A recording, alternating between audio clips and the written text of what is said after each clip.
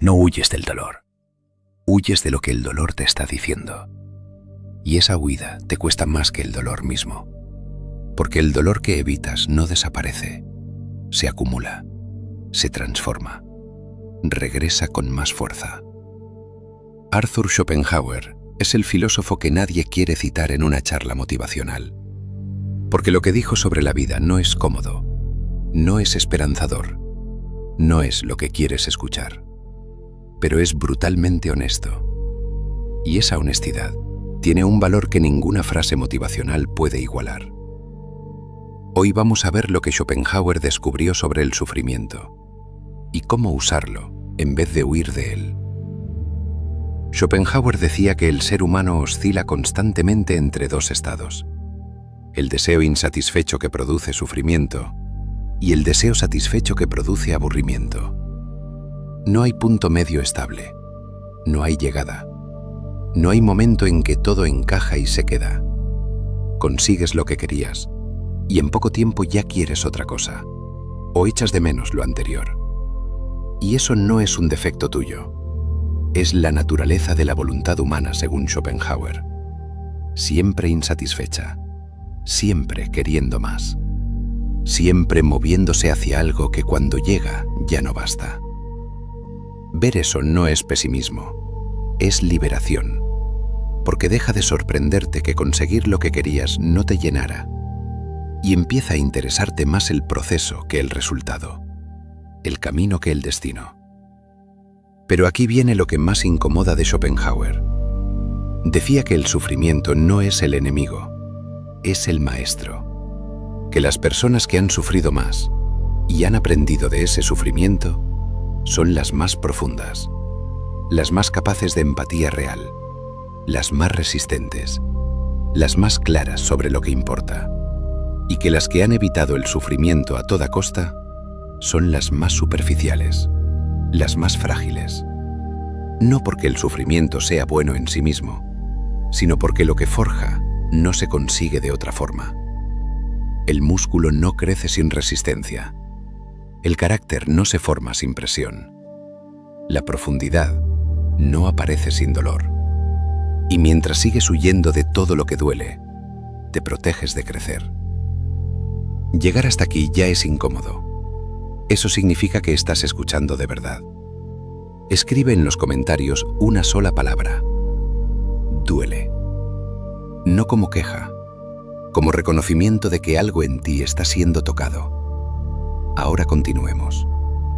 Schopenhauer también habló de algo que llamó la negación de la voluntad, y que malentendido parece nihilismo. Bien entendido es liberación. Decía que el sufrimiento viene de querer constantemente, de la voluntad que nunca para, y que la única forma de reducir ese sufrimiento es reducir la intensidad de ese querer, no apagarlo, reducirlo, hacerlo consciente. Elegir qué merece tu energía y qué no, porque no todo lo que quieres merece la energía que le das. Hay deseos que vienen de ti, y hay deseos que vienen de lo que la sociedad te dijo que debías querer, y la mayoría no sabe distinguir entre los dos. Persigue los segundos creyendo que son los primeros, y cuando los consigue, se pregunta por qué no se siente como esperaba, porque nunca fueron suyos, solo eran prestados. La visión de Schopenhauer sobre el arte y la contemplación era radical para su época. Decía que en los momentos de experiencia estética genuina, la voluntad para. Cuando escuchas música que te paraliza, cuando ves algo bello que te detiene, cuando lees algo que captura exactamente lo que no podías expresar, en esos momentos, el querer para. Y en ese parar hay algo que se parece a la paz. No porque hayas conseguido algo, porque por un momento dejaste de querer conseguir.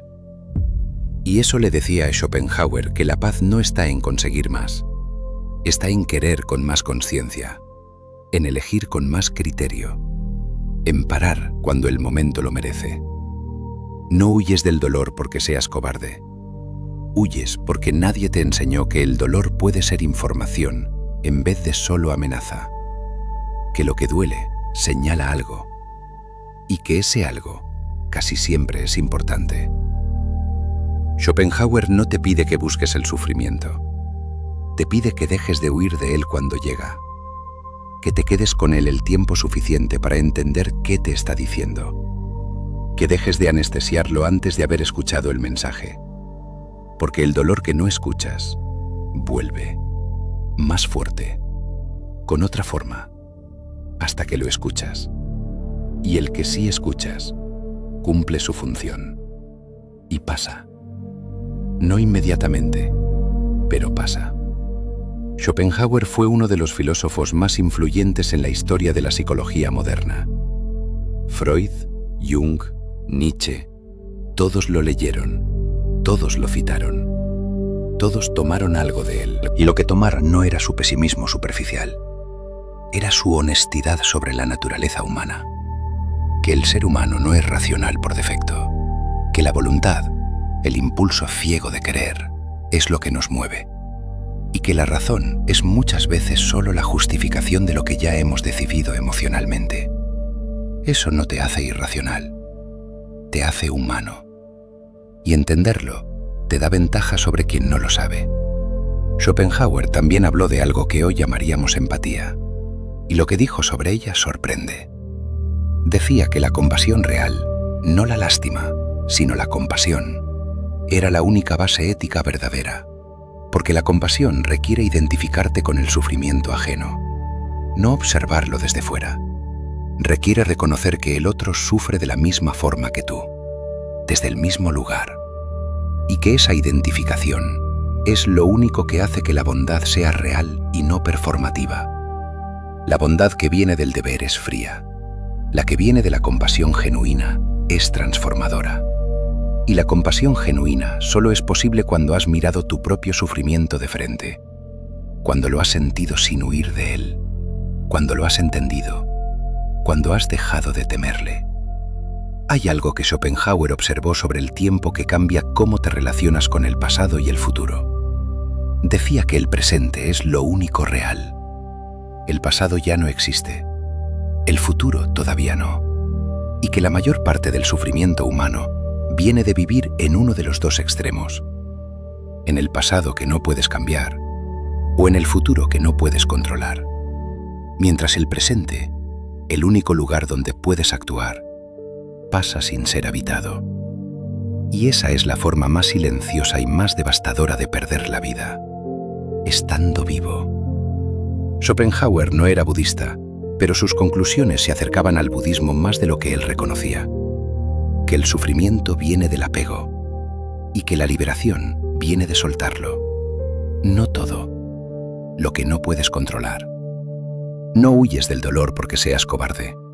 Huyes porque nadie te enseñó a estar con él, a sentirlo sin que te destruya, a escucharlo sin que te paralice. Schopenhauer te enseña que el dolor es parte de la experiencia, no un error, no un castigo, y que resistirlo lo amplifica, pero que aceptarlo no lo elimina, pero lo transforma. De algo que te pasa a algo que forma parte de quien estás siendo. Y esa transformación es lo más valioso que puedes sacar de cualquier sufrimiento. No la lección abstracta, la persona concreta en que te convierte a haberlo atravesado. Schopenhauer también hablaba de la música como la expresión más directa de la voluntad. Decía que mientras las otras artes representan ideas, la música expresa la voluntad directamente. Por eso la música tiene un poder que ninguna otra forma de arte tiene.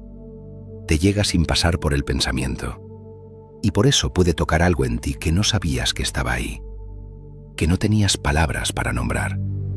Schopenhauer usaba eso como ejemplo de algo más grande, que hay partes de la experiencia humana que van más allá del lenguaje, y que pretender entenderlo todo con la razón es perder la mayor parte de lo que significa estar vivo. Hay que sentir, hay que experimentar, hay que dejar que algo te llegue sin intentar controlarlo o analizarlo inmediatamente. Y esa capacidad de dejarse tocar por la experiencia es lo que el dolor bien atravesado te enseña a tener. En el próximo vídeo vamos a ver algo que Sartre descubrió sobre las relaciones y el infierno.